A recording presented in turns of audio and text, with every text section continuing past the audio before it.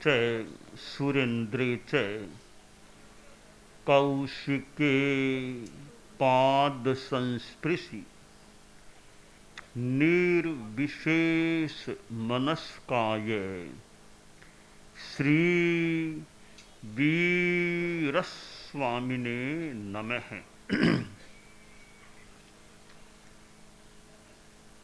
धम्मो मंगल मुक्तित्थम अहिंसा संजमो तवो देवावि तं नमं संति जस्य धम्मे सयामनो।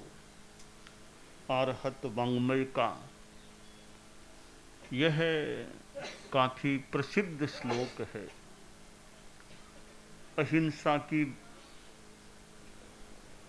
प्रस्तुति भी हुई है। संयम और तप भी धर्म के रूप में इस श्लोक में देखे जा सकते हैं। अहिंसा महान धर्म है तो संयम भी महान धर्म है, तप भी धर्म है। आचार्य भिक्षु ने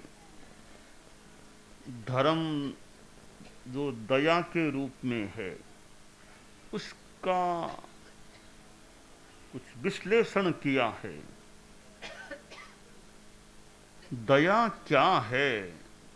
पापाचरणादात्म रक्षा दया। पाप आचरण से आत्मा की रक्षा करना दया है, लोकोत्तर दया है, आध्यात्मिक दया है। 3 दृष्टांत भी दया के संदर्भ में समझाने की दृष्टि से काम में लेने का प्रयास किया जा सकता है कि कैसे एक चोर चोरी का त्याग करता है साधुओं के पास और उसकी आत्मा चोरी के पाप से बच जाती है। साथ में जिस सेठ का रुपया धन चुराना चाहता था वह धन भी बच जाता है। एक बकरों को मारने वाले कसाई को संतों ने, मुनि जी ने जीवों को इस प्रकार, यानी बकरों को जीवों को मान ले मारने का त्याग कराया, बकरों को मारने का त्याग कराया तो उसकी आत्मा सुधरी, हिंसा के परिणामों में न्यूनता आई, हिंसा परित्यक्त हुई। यह मूल काम। दूसरा काम, बकरे बच गए।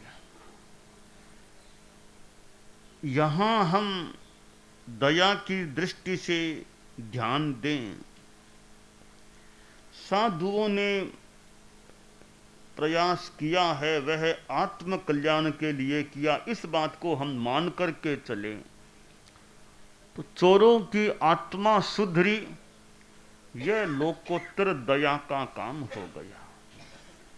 कसाई ने बकरा मारने का त्याग किया, यह लोकोत्तर दया का काम हो गया। साइड में चोर ने चोरी का त्याग किया तो धन भी बच गया सेठ का, वह भी एक काम हुआ है। कसाई ने बकरे मारने का त्याग किया तो बकरे भी बच गए, वह भी एक काम हुआ है। तो अगर साधुओं का उद्देश्य केवल आत्मा को बचाने का ही था, चोर को चोरी के पाप से बचाना, कसाई को हिंसा के पाप से बचाना, इस इंटेंशन, इस उद्देश्य, इस लक्ष्य के साथ संतों ने प्रयास किया और सफलता भी मिली। चोर ने चोरी का त्याग किया और कसाई ने बकरे मारने का त्याग किया। अब यहां खास बात यह है कि साधुओं का लक्ष्य क्या था? आत्मा को तारना लक्ष्य था। अगर हम सोचें, हमारे सन्मति शिक्षण कक्षा के विद्यार्थी और कोई हो तो शैक्ष साध्वी कक्षा की विद्यार्थी साध्वियाँ और हैं वो हैं ही, वो ध्यान से सुन सकते हैं कि साधुओं ने उपदेश दिया चोर को चोरी का त्याग कराने के लिए, कसाई को बकरा मारने का त्याग कराने के लिए। बाई चांस चोर कह देते महाराज हमसे तो यह त्याग नहीं हो सकता, ये हमारे लिए मुश्किल है, आपने बड़ी कृपा की, उपदेश दिया, हम आपके आभारी, पर यह त्याग हम नहीं ले सकते। कसाई बोलता महाराज मेरा तो यही धंधा है, आप संतों का तो उपदेश होता ही है अहिंसा का, मेरे लिए यह संभव नहीं है अभी कि मैं बकरों को मारने का त्याग कर दूं, तो आपका आभारी हूं, आपने उपदेश दिया, मैं त्याग नहीं कर सकता। चोर चोरी का त्याग नहीं करते, कसाई हिंसा का त्याग नहीं करता, तो भी साधुओं को तो लाभ मिल ही जाता। वो त्याग दूसरे करे न करे, उपदेश दिया है उसका फल तो साधुओं को मिल ही जाता। अब यहां कोई कहे भाई कि मान लो त्याग कर लिया चोरों ने चोरी का, कसाई ने बकरे मारने का, तो त्याग किया, उनकी आत्मा तो सुधरी, वो धर्म तो हुआ ही हुआ, पर धन बच गया वो भी धर्म का काम हो गया, बकरे बच गए वो भी धर्म का काम हो गया। तो यहां तीसरा दृष्टांत आचार्य भिक्षु का जो है वो यह है कि एक आदमी था, लंपट था, 7 व्यसन बताए गए हैं, द्यूतम च मांसम च सुरा च वेश्या पापार्ध चौर्यम परदार सेवा एतानि सप्तव्यसनानि लोके घोराति घोरम नरकम नयन्ति। परदार सेवा भी एक पाप व्यसन है। तो लंपट आदमी साधु के पास से निकला, साधु के पास पहुंचा, तो साधु ने उपदेश दिया भी व्यसन छोड़ने का, परदार सेवा को भी बड़ा पाप है, पता नहीं आगे कहाँ जाना पड़े, ऐसे पाप से बचना चाहिए। उस लंपट आदमी जो इस दुर्व्यसन से ग्रस्त था, उसको उपदेश लग गया, दिल को छू गया, सोचा रे ऐसा पाप मैं क्यों करूं, किया सो किया, आइंदा अब नहीं करना। तो साधु से बोला महाराज जी पापी तो हूं, अब भविष्य के लिए मुझे परदार सेवा का त्याग कराओ। साधु ने पूछताछ करके एकदम अच्छी तरह पक्के होना एकदम पक्का मन में धार ली, त्याग करा दिया। वो लंपट जो पहले था वो बड़ा साधु का गुणगान गाने लगा, बाप जी नियाल कर दिया मुझे, तो आप मानो दुर्गति से मानो बचाने का काम किया है आपने, मुझे पाप से बचाने का काम किया, बहुत अच्छा काम किया, धन्य हो आपको, ऐसे संत पुरुष लोगों को उपदेश देते हैं, मेरी आत्मा तो इस पाप से अब बच गई है। साधु के गुणगान करने लगा। उधर वो दारा आती है, उस आदमी से कहा आए नहीं इतनी देर हो गई, कहा भी मैंने तो त्याग कर दिया, अब कोई मेरा आशा मत करना मेरे से, मैंने तो त्याग ले लिया परदार सेवा का। वो कहा ऐसे कैसे, मैं तो इतनी अनुरक्त हो गई हूँ, मेरे साथ गृहवास करना पड़ेगा आपको, तो मैं तो आपके प्रति मोहित हो गई हूँ। वह बोला साहब मेरी तुम बहन हो, अब कोई मेरा मतलब नहीं, मैंने त्याग कर दिया। कहा आओ कि नहीं आओ तो मैं कुएं में पड़ती हूँ। वह बोला कुएं में पड़ो यह मैं नहीं कहता, मैंने त्याग कर दिया। तो वह आवेश में आकर के कुएं में पड़ गई। अब यहां साधु ने उपदेश दिया, परदार सेवा का त्याग कराया, तो 2 काम हो गए, उसकी आत्मा तो बची, पापी आदमी की आत्मा पाप से बची, उधर वो महिला की मर गई, तो दूसरा काम यह हुआ। तो आचार्य भिक्षु का मानो यह कथन है कि चोरी का त्याग कराने के साथ धन बचा वो भी अगर धर्म है, कसाई को हिंसा का त्याग कराने से बकरे बचे वो भी अगर धर्म है, तो उस लंपट को परदार सेवा का त्याग कराने से वो महिला मर गई, कुएं में आत्महत्या कर ली, वो पाप भी साधु को लगना चाहिए। यहाँ तो नहीं बैठता, साधु को पाप तो नहीं लग सकता, तो पाप नहीं लग सकता तो धर्म भी नहीं हो सकता। तो साइड में तीन काम हुए हैं, तीन काम मूल है। चोरी का त्याग करना, हिंसा का त्याग करना, प्रदार सेवा का त्याग करना, ये मूल काम है। उत्तर काम, प्रासंगिक काम है धन बचना, बकरों का बचना और महिला की हिंसा या आत्महत्या हो जाना। तो एक समान नियम लगाओ, वहां धर्म है तो या फिर पाप भी कहो। हालांकि इसका उत्तर भी संभवतः दिया गया है कि भाई इसलिए यह पाप नहीं होना चाहिए।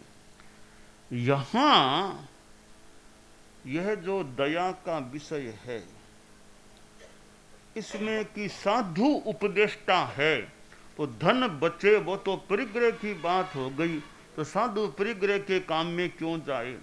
बकरे बचे वो भी एक शरीर का बचना हो गया, शुद्ध, वो की आध्यात्मिक बात नहीं है। और हिंसा के काम में साधु जाए ही क्यों। पर ये सारे साइड के कार्य हैं। साधु का इंटेंशन नितांत आत्मा को तारने का है, तो इन मूल तीन कामों का जो प्रयास किया है उससे साधु को धर्म हो गया। यह एक तीन दृष्टांतों की बात है। हमारे साधु साध्वियाँ बैठे हैं और सन्मति शिक्षण वाले और कक्षा वाले, शिक्ष साध्वी कक्षा में थोड़े से और इस सिद्धांतों के संदर्भ में चिंतन की सामग्री देना चाहूँगा। और भी बहुत हैं और हैं चिंतन की सामग्री। आज हमारे माघ शुक्ला त्रयोदशी विथ इंक्लूडिंग यानी हाइफन चतुर्दशी है। हेमराज जी स्वामी जो हमारे धर्म संघ के एक मानो विकास से जुड़े हुए हैं, संख्या विकास से जुड़े हुए, उनका दीक्षा दिवस आज है। और ये स्वामी जी के दृष्टांत हैं, भिक्षु दृष्टांत, इनके साथ हेमराज जी स्वामी का भी योगदान। आचार्य भिक्षु के युग में दीक्षित होने वाले मुनिश्री हेमराज जी स्वामी, जिनको गुरुदेव तुलसी ने शासन महास्तंभ के रूप में संबोधित किया। मेरे ख्याल में एक ही चारित्रात्मा है हमारे तेरा पंथ के इतिहास में, अब तक के इतिहास में, जिस चारित्रात्मा के लिए आचार्य प्रवर ने शासन महास्तंभ का संबोधन दिया हो, किया हो। एकमात्र मुनि श्री हेमराज जी स्वामी श्रियारी वाले हैं। तो आचार्य भिक्षु के सिद्धांत दर्शन, इनके साथ मुनि श्री हेमराज जी स्वामी का भी एक काफी एक मानो गहराई से बैठना, आत्मसात करना, जो भी, वे भी एक महान व्यक्तित्व थे, जिनके लिए स्वामी जी ने कहा, भारमल जी स्वामी, क्योंकि भारमल तो भागी है, अभी तो मैं हूँ, और बाद में जो भी ये हेमड़ा तैयार है, कठिन चर्चा का अवसर आए तो इसको आगे कर देना। ऐसे मुनिश्री हेमराज जी स्वामी का आज यह दीक्षा दिवस है। और यों विघ्न हरण की ढाल माँ सुदी 14 पुख दिने, माँ सुदी 14, तो माघ शुक्ला चतुर्दशी आज है। इधर विघ्न हरण की स्थापना की बात है, दयाचार्य की कृति विघ्न हरण। तो हमारे 5 अभिराशि को 5 मुनिप्रवर, तपस्वी मुनिप्रवर, और यह गीतिका विघ्न हरण के रूप में अभिराशि को, तो विघ्न हरण की ढाल की स्थापना की बात। और यूं आज के दिन आचार्य श्री महाप्रज्ञ जी ने हेमराज जी स्वामी को दीक्षा लिए 200 वर्ष संपन्न हुए। उस दिन दीक्षा समारोह विदासर में हुआ था। अनेक चारित्रात्माएं उस समय दीक्षित भी हुए थे। तो यह त्रयोदशी का दिन, आज साथ में चतुर्दशी भी है। तो आचार्य भिक्षु के दर्शन के संदर्भ में मैं जो बात बता रहा था कि साधु साध्वियों, समणी जी भी है, भले वो छोटी है, नई है, चिंतन के लिए एक सामग्री जो इस विषय में थोड़ा विशेष अध्ययन करने वाले, रुचि रखने वाले हैं, उनके लिए ज़्यादा महत्वपूर्ण बात हो सकती है कि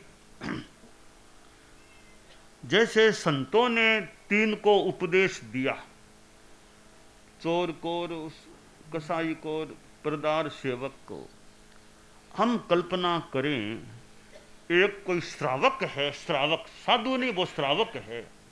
एक श्रावक जा रहा था, मार्ग में सामने से देखा 2-3 बकरे लेकर के कोई आदमी आ रहा है। चूंकि गांव में रहने वाले थे, एक ही गांव था, तो जानता था ये आदमी तो कसाई है। अब श्रावक को दया आ गई, बेचारे बकरे यूं मारे जाएंगे, कैसे इनको बचा लूं, तो प्रयास करूं बचा लूं।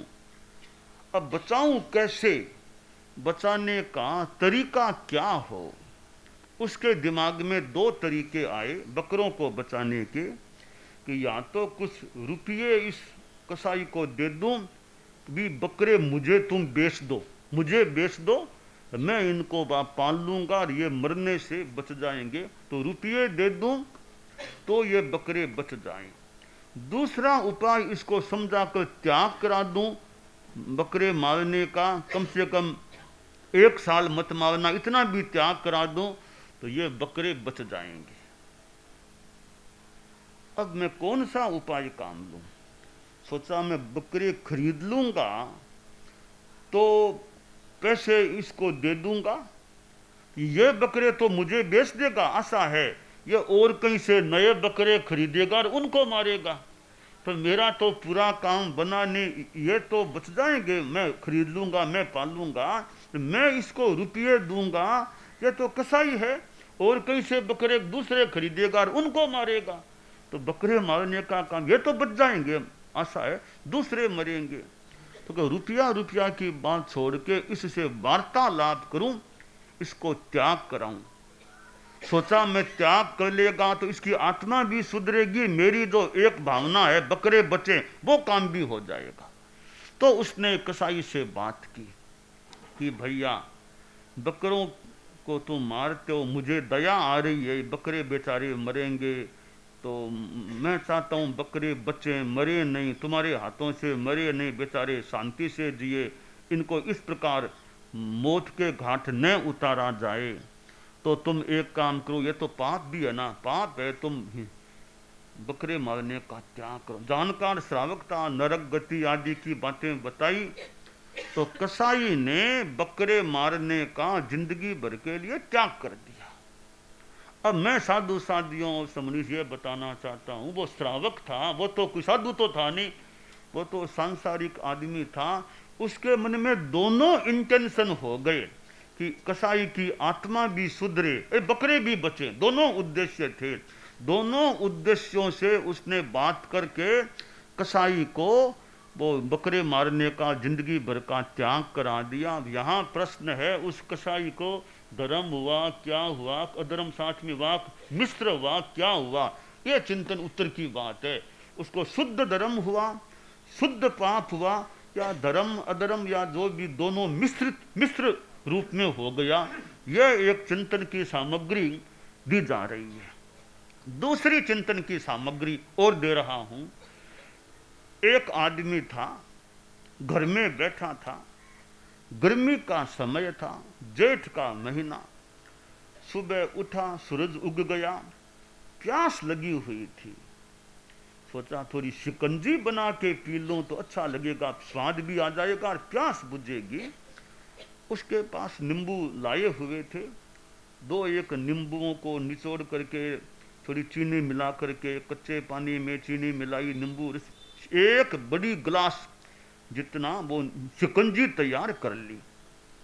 शिकंजी तैयार करके गिलास को अपने सामने रखा कि मेरे नौकरसी आने वाली है, नौकरसी आ जाए, नौकरसी के बाद ये शिकंजी पी लूंगा, ये मन में भावना थी। इसी दौरान उसका मित्र आ गया मिलने के लिए। मित्र को देखा, अरे कई दिनों बाद आया है, आओ बैठो, आओ, पास में बिठाया, तो कभी गर्मी बहुत है, शिकंजी पी लो। तो मित्र का भी प्यास तो लगी हुई है कि भैया शिकंजी पी लो। तो जो गिलास वो शिकंजी से भरी थी, इस आदमी ने खुद ने नहीं पी, अपने मित्र को शिकंजी पिला दी। अब इस आदमी ने सोचा, रे नौकरसी तो खैर अब आने ही वाली है, पर आज तो मैं 12 बजे तक की त्याग, शिकंजी तो मुझे पीना नहीं, इसको मैं पिला रहा हूँ, इसको दे दी है, अब नई शिकंजी बनाने का आरंभ समारंभ क्यों करना, आज 12 बजे तक का त्याग कर दूं, बाद में खाना पीना बाद में करूँगा, थोड़ा प्यास लगेगी तो सहन करूँगा। उसने नई शिकंजी बनाई नहीं, 12 बजे तक का त्याग कर दिया। और 12 बजे बाद तो खाना पीना खैर किया ही किया, 12 बजे तक कुछ नहीं किया। अब यहाँ चिंतन की वो बात वो ये है, अगर वो आदमी खुद शिकंजी पी लेता तो भी असंयम का पोषण तो मान ले हो ही जाता, खुद ने नहीं पी दूसरे को पिलाया तो भी असंयम का पोषण मान ले, दोनों जगह असंयम का पोषण हो जाता।